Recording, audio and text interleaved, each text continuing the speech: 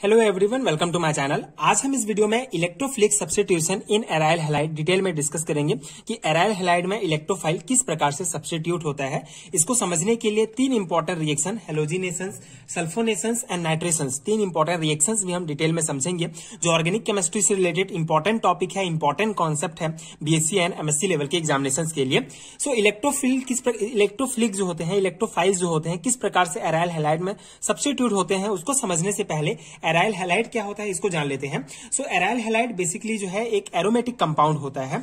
Aryl का मतलब होता है जहां पे एरोमेटिक मतलब कि जो है बेंजीन होगा, एंड हैलाइड्स मतलब हेलोजन होता है। नॉर्मली आपको पता होगा। सो एराइल मतलब होगा हमारा कोई भी एरोमेटिक कंपाउंड, जैसे हम बेंजीन ले लेंगे, एंड जो हमारा हैलाइड होता है इसका मतलब होता है हेलोजन, कोई भी हेलोजन जैसे क्लोरीन, ब्रोमीन, आयोडीन जो है यहाँ पे हम ले सकते हैं। सो ये हमारा हो गया एराइल हैलाइड। ठीक है, तो एराइल हैलाइड क्या है कि कोई भी एरोमेटिक रिंग में जब कोई भी जो हेलोजन होगा, एक या एक से ज्यादा भी हेलोजन अगर किसी भी एरोमेटिक रिंग से डायरेक्टली बॉन्डेड होते हैं तो उसको एराइल हैलाइड कहा जाता है।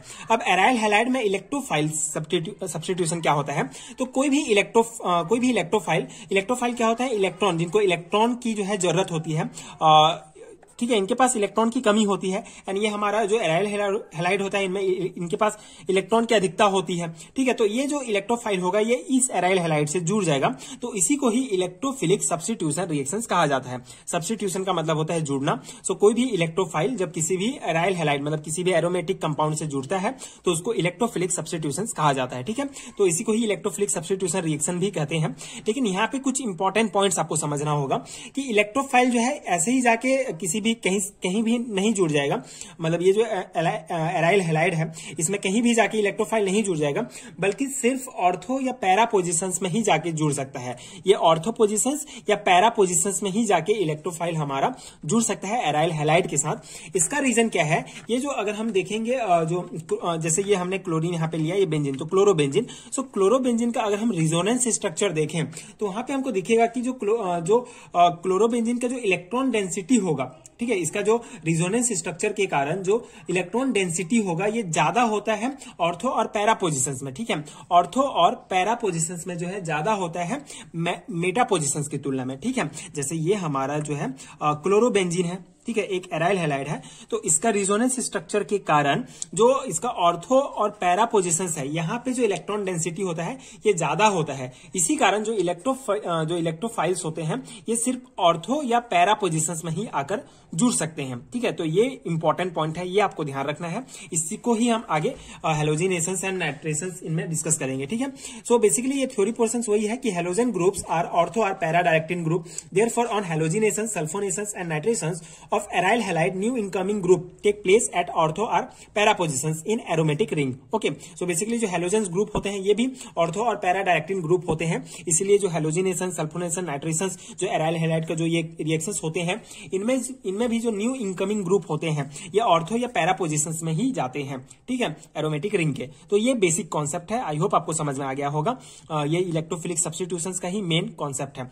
अब हम हेलोजिनेशंस डिस्कस करते हैं, इसी से रिलेटेड है, इसी कॉन्सेप्ट पे ये वर्क करता है। सो हेलोजिनेशंस क्या होता है, it is a type of chemical reactions where hydrogen atom are replaced by halogen atom in a molecule. ठीक है, तो कोई भी एरोमेटिक जो कंपाउंड होगा, जो भी मॉलिक्यूल होगा, वहां एक प्रकार का केमिकल रिएक्शन है हेलोजिनेशंस, जिसमें जो हाइड्रोजन एटम्स होते हैं ये हेलोजन एटम्स के द्वारा रिप्लेस होते हैं, and the end product of halogenations is a compound that has distinct properties that are different from the starting compound, and halogenations can be achieved by using any of halogen elements like fluorine, chlorine, bromine, iodine. So basically halogenations हम किसी भी ये जो भी compound हम elements use कर सकते हैं। यहाँ पे आपको समझ में आ जाएगा इजीली हेलोजिनेशंस क्या होता है। बेसिकली यहाँ पे ये जो हमारा क्लोरोबेंजीन है, सो क्लोरोबेंजीन को जब AlCl3n क्लोरीन गैस के साथ रिएक्ट कराया जाता है तो हमको ortho dichlorobenzene and para dichlorobenzene प्राप्त होता है। ये हमारा जो है प्रोडक्ट है। सो यहाँ पे यही पॉइंट बताया गया है कि जो हेलोजिनेशंस में जो हमको प्रोडक्ट प्राप्त होता है इनका जो प्रॉपर्टीज होगा ये उसके स्टार्टिंग कंपाउंड से बहुत ज्यादा डिफरेंट होता है। सो ये क्लोरोबेंजीन हम यूज करते हैं मेनली क्लोरोबेंजीन को, जो आप क्लोरीन गैस यानी AlCl3, ये बहुत इंपॉर्टेंट है, इसकी उपस्थिति में हम रिएक्ट कराते हैं। अब यहाँ पे रिएक्शन किस प्रकार से होता है, बेसिकली यहाँ पे आप देख सकते हैं ये Cl+ है जो कि एक न्यूक्लियोफाइल है, ठीक है। इसी कारण ये ऑर्थो और पैरा पोजीशन में आके जुड़ा हुआ है। तो ये न्यूक्लियोफाइल को ही हमको पहले फाइंड आउट करना पड़ता है, उसके बाद इसको ऑर्थो एंड पैरा पोजीशन में रख देंगे, जिससे हमारा जो है हमको प्रोडक्ट मिल जाएगा। तो यहाँ पे क्लोरीन गैस, तो बेसिकली यहाँ पे AlCl3 की उपस्थिति के कारण जो ये क्लोरीन के बीच जो है हेट्रोलाइटिक क्लीवेज होता है। हेट्रोलाइटिक क्लीवेज होने के कारण ये जो इलेक्ट्रॉन्स होंगे ये दोनों यहाँ पे चले जाएंगे, ठीक है। जब दोनों यहाँ पे चले जाएंगे तो ये हमारा बेसिकली ये Cl+ एंड ये प्लस Cl-, ठीक है। यहाँ पे इलेक्ट्रॉन की अधिकता हो जाएगी तो Cl-। तो यहाँ पे Cl के बीच हेट्रोलाइटिक क्लीवेज होने के बाद कारण Cl+ एंड Cl- में बन जाता है। तो यहाँ पे क्या होगा, जो ये हमारा AlCl3 है, तो ये जो है ये AlCl3 Cl के साथ जुड़कर AlCl4- कंपाउंड बना लेगा एंड ये जो हमारा Cl+ है ये हमारा एज अ इलेक्ट्रोफाइल के रूप में वर्क करेगा, ठीक है। ये हमारा इलेक्ट्रोफाइल हमको प्राप्त हो गया। इस प्रकार से हम इलेक्ट्रोफाइल जो है, पहले इन रिएक्शंस में हमको इलेक्ट्रोफाइल फाइंड आउट करना पड़ेगा। फिर ये जो हमारा Cl+ इलेक्ट्रोफाइल है ये ऑर्थो पोजीशन में एक बार जुड़ेगा, जिससे हमको ऑर्थो डाइक्लोरोबेंजीन प्राप्त होगा एंड पैरा पोजीशंस में जुड़ेगा, या तो फिर पैरा पोजीशंस में जुड़ेगा, जिससे हमको जो है पैरा डाइक्लोरोबेंजीन प्राप्त होगा। तो इस प्रकार से ये हैलोजनेशन का प्रोसेस है। आई होप आपको समझ में आ गया होगा। बेसिकली ये हमारा क्लोरोबेंजीन है जो एक प्रकार का एराइल हैलाइड है। जब इसके रिएक्शंस हम कराते हैं AlCl3 एंड Cl क्लोरीन के साथ रिएक्शन, क्लोरीन गैस के साथ रिएक्शन कराते हैं, तो यहाँ पे हमको जो है Cl+ जो है हमारा इलेक्ट्रोफाइल प्राप्त होता है। ये इलेक्ट्रोफाइल जो है ortho positions and para positions में जुड़ जाता है डाइक्लोरोबेंजीन के एंड हमको ये प्रोडक्ट प्राप्त हो जाता है। तो ये हैलोजनेशन में आपको इतना ध्यान रखना है।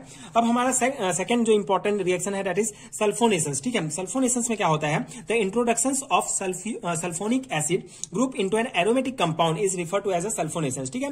तो सल्फोनेशन क्या कहलाता है, सल्फोनिक एसिड ग्रुप जो होंगे अगर ये एरोमेटिक कंपाउंड से जुड़ेंगे, ठीक है, तो उसको ही सल्फोनेशन कहा जाता है। यहाँ पे भी हमने क्लोरोबेंजीन का ही एग्जांपल लिया है, जिसको कंसंट्रेटेड H2SO4 के साथ जब रिएक्शन कराते हैं तो हमको यहाँ पे SO3H, ठीक है, ये जो है हमारा इलेक्ट्रोफाइल के रूप में हमको यहाँ से प्राप्त होगा। SO3H+ हम फाइंड आउट करेंगे, ये इलेक्ट्रोफाइल है। तो इलेक्ट्रोफाइल जो है हमारा जाके एक बार ऑर्थो पोजीशन से जुड़ेगा, जिससे हमको ऑर्थो क्लोरोबेंजीन सल्फोनिक एसिड प्राप्त होगा एंड सेकंड जो है या तो ये पैरा पोजीशन में जुड़ेगा, ठीक है। इलेक्ट्रोफाइल या तो ऑर्थो पोजीशन में या पैरा पोजीशन में जाके जुड़ेगा। सो पैरा पोजीशन में जुड़ेगा तो हमको पैरा क्लोरोबेंजीन सल्फोनिक एसिड प्राप्त होगा। यहाँ पे एक पॉइंट आपको ये ध्यान रखना है कि जो हमारा जो इलेक्ट्रोफाइल है ये ऑर्थो या पैरा पोजीशंस में ही जाके जुड़ेगा, मेटा पोजीशंस में नहीं जुड़ेगा, ठीक है। ये है सल्फोनेशन। नाइट्रेशन एक केमिकल प्रोसेस का ही एक जनरल क्लास है, जहां पे जो नाइट्रो ग्रुप होंगे ये एरोमेटिक कंपाउंड के साथ इंट्रोड्यूस होंगे, ठीक है। मतलब कोई भी नाइट्रो ग्रुप किसी भी ऑर्गेनिक कंपाउंड या एरोमेटिक ऑर्गेनिक कंपाउंड के साथ जाकर जुड़ता है तो उसको नाइट्रेशन कहा जाता है। यहाँ पे भी हम क्लोरोबेंजीन एग्जांपल लेंगे। जब इसको concentrated HNO3 and concentrated H2SO4 के साथ जब इसका हम रिएक्ट कराएंगे तो यहाँ पे भी सेम प्रोसेस होगा हमारा।